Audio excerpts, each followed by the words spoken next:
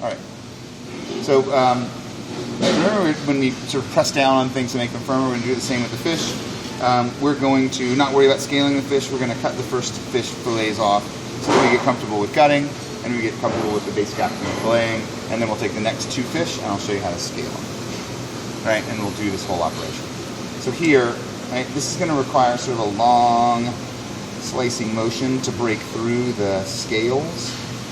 Right? And the same basic idea is that I'm going to do just like I did on the flat cut full fillet. I want to get just on this side of the dorsal fin, and with a long slicing motion, I want to find the bones that divide the carcass in 2.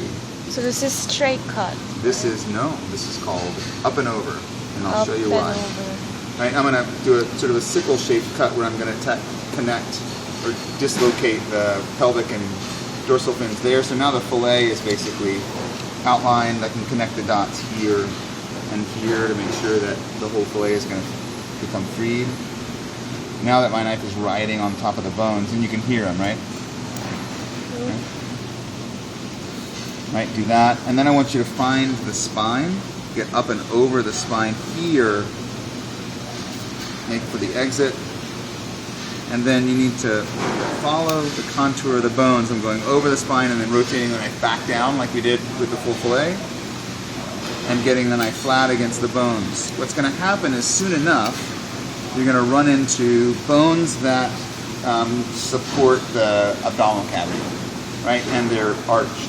And you're going to have to follow with your knife the arch of those bones.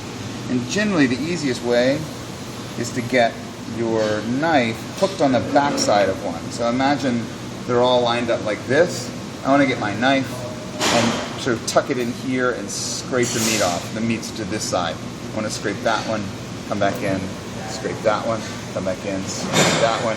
So we're going to, in this same orientation, I'm just going to lift the fillet free so I can move. I'm going to find the rib bones and get my knife, right, pretty sharply angled towards the rib bone, right? My knife is angled straight down at the table so that the knife scrapes the backside of that rib bone. But I'm just going to use the tip, right, and follow that rib bone down and around. When you get close to the head of the animal, you're gonna have pin bones to deal with. The pin bones connect the skin, this lateral line, with the spine. And you have to cut through the pin bones, but they're a little challenging to actually see and to separate, at least by feel, from the rib bones. The pin bones head out for the skin, and the rib bones curve down and around. You want to go through the pin bones and down and around, so that we get a fillet that comes off of the bones like that. Right? And there are the rib bones. The pin bones are still inside this little sort of midline of the fin. Make sense? So the pin bones are thick, they have different structure and purpose, they're thicker and they connect this, they actually come out of the rib bone right there. Right, where the tip of my knife is, but they go out this way towards the skin.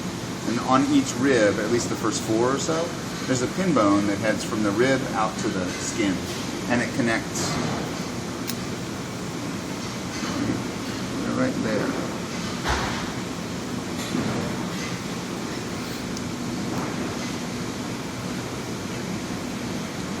I can sort of shave them out here. You can see them.